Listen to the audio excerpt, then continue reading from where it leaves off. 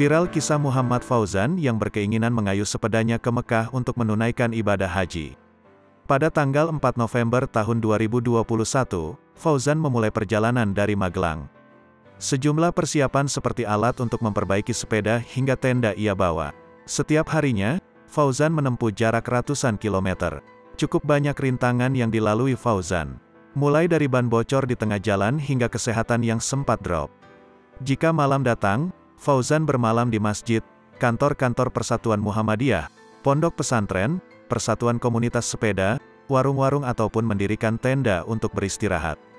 Tujuan saya karena kerinduan akan tanah suci untuk melaksanakan ibadah haji, ungkap Fauzan, yang dijumpai di kota Tanjung Pinang, Provinsi Kepulauan Riau, Kepri, Minggu, tanggal 13 Februari tahun 2022.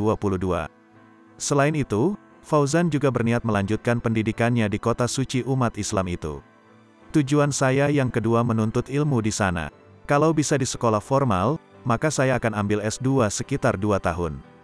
Tapi, kalau tidak, saya belajar sama syekh-syekh sekitar 3 atau 4 bulan, kata pria lulusan Hukum Islam Sekolah Tinggi Ilmu Islam dan Bahasa Arab, STIBA, Makassar.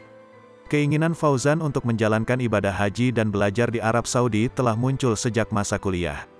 Pria kelahiran tanggal 20 Juli tahun 1993 kerap mencoba mendaftar ke perguruan-perguruan tinggi yang ada di Arab Saudi melalui jalur online.